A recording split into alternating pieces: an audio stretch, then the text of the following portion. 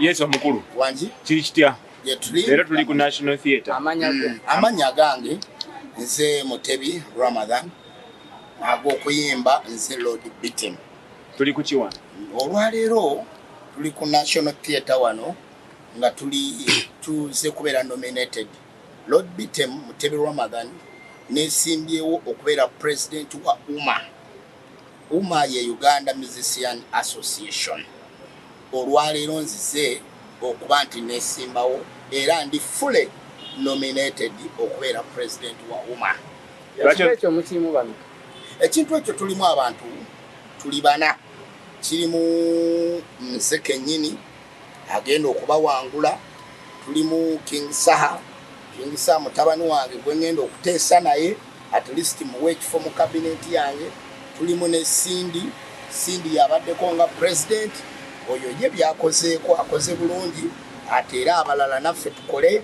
Nawulidde n'omulala in fact gwe sinnalabako wano naye sigenda kumwogera naye nga namuwulidde nti naye mwali naye nga nze kimanyi nti mu bantu bonna abeesimbyewo nze nnyina capacity ne capability ne experience esobola okuba nti nkola ki mbeera president wa UMA. Kyanjawulo kikyolezi. Ekyenjawulo kye nnina ku bantu bano nti nze natandika music industry e Uganda. Omanyi abantu bazze nga babagamba nze nakola kino naye olwaleero boddayo n'obuuza Lord Bitem. Lord Bitem nali musajja mukubi wa hip hop mwaliwo bayanga vibration babataka underground baviboyo abo bonna bayitidde mu mikono gyange. Abantu bonna a person like Bobby Wine naye kennyini ayitidde mu mikono gyange. Naliko minisita we nemba nti olwaleero tutuula naye ne mugamba kola kino n'akikola. Shows yasooka okukola ez'amasomero yali effort yange nti n'emmotoka 11 gye yasooka yennyini okutambuliramu nnyinako ettaffaali lyange.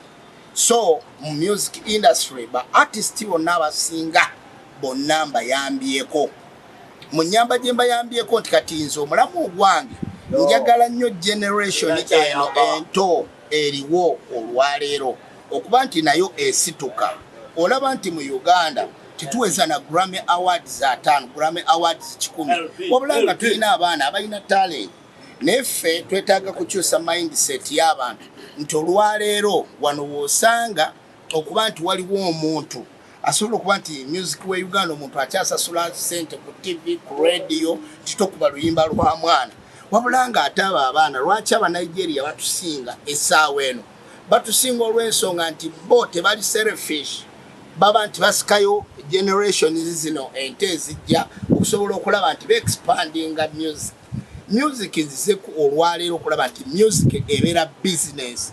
Olwaleero wane Uganda abayimbi balina kye bayanira ekya copyright ogenda kiteeka mu nkola. Ekintu kya copyright ekyo ngenda kukirwanira era nja kissa mu nkola. Ate n'ekintu yakyo olaba nti abayimbi bonna mbagamba bagende mu UPRS be registering olw'ensonga copyright etambula wadde tetambula nnyo. Bagende right now ekintu kyenjagala okuteekawo nga buli luyimba lwokola lubeera ne code.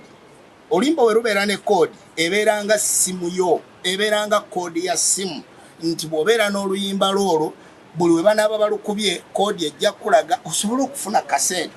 Naye olwaleero osanga abantu nga celebrity naye ng'ogenda okukebera mu nsawo nga talinamu n'ennusu 10 n'ennusu 2. Lwaki? Nti music industry abantu tebannabagifunamu abafunyemu bantu balubatu. Wano Uganda tusobola kundaga ba celebrities 10 balaga mansions bikyolagawo abantu 5 abantu 3.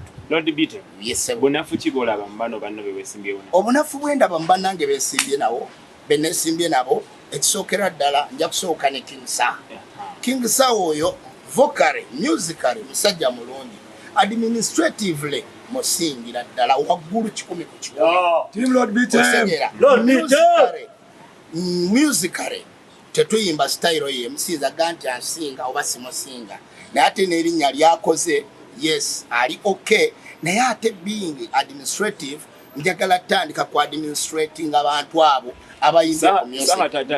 Administration tagimanyi. Sisuubira ekyo kyo tagimanyi watusobola kufuna budde olwaleero oyina shows 5 ogenda oyimbe then enkeero gye mu office oyamba abantu bano olwaleero music we Uganda abantu bali selfish saajja kusanga omwana akuba amaloboozi nga agage omwana abeereko ekintu kyayagala tajja kimuwa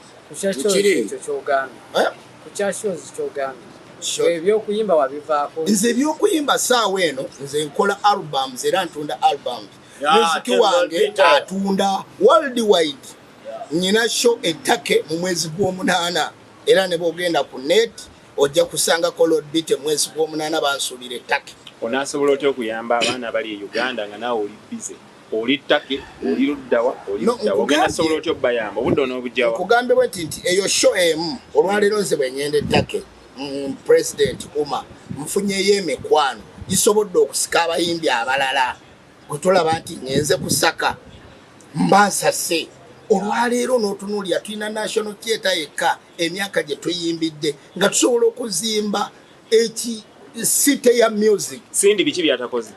Sindi byatakoze. Olwaleero Sindi ebintu byatakoze. Sindi tatuuse wansi ku ground. Afunyemu abantu b'abolubatu akakundi ke naliko ewa Genosalim Sale lumu nagenda ne Buchamani. Naye nga tugera ku kintu kya music. Omusajja oli amanyi kye bayita music.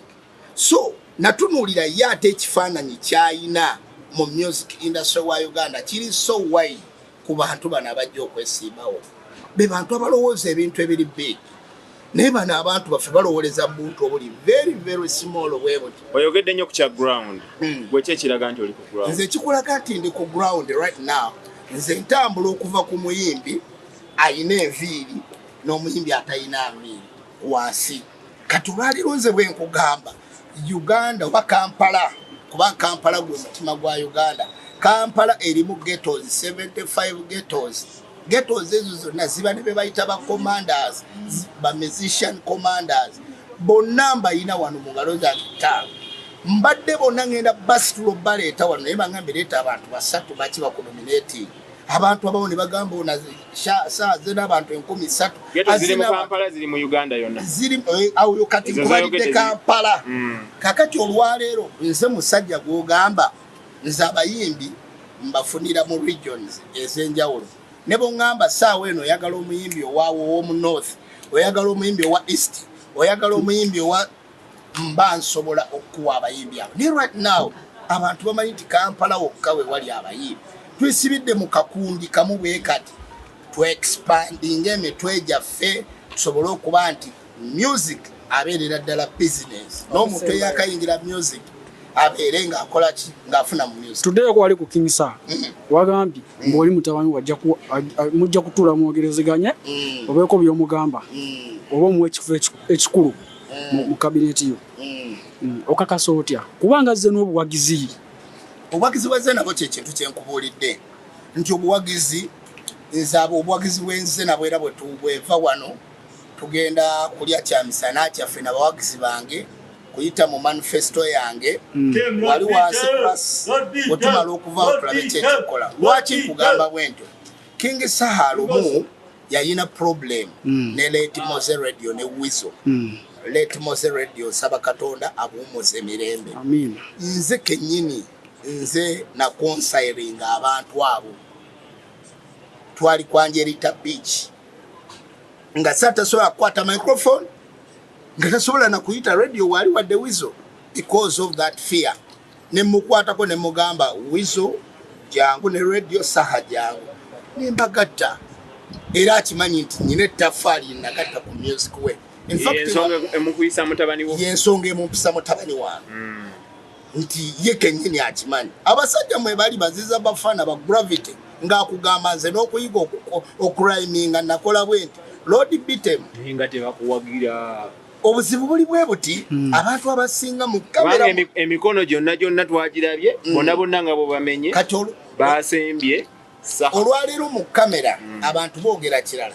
Okulonda ennonda gye kugenda okubeeramu nyinza okulaga essimu yange olwaleero mu kamera abantu bakulaga kirala naye mu reality ennonda egenda kubandala ojja genda kyotegeeza nkyentegeeza nti abayimbi bonna abo abanene basazeewo dda bagenda kunonda olunaku lwajjo babadde mu nnyonyo okitegeera nga nsisinkanya abayimbi besijja kugamba wano nga buli omwambuuzo mulimu abamu kwabo mwebali kubenjogedde oyogedde ate abayimbi abasinga oyogera Bebekulu oyogera Jose Chameleone oyogera Ragadi bebamu kubakulembedde oyogera abo abantu bebamu abantu talibanga sebo oli rede nti rede nga buli omwaga tukulembere wabadde wakatandika n'ogamba nti ng'omu wateekako amaanyi Bobi Wine tulabye Bobi Wine King Saha yamutereddeko omukono wagenze n'akuteerako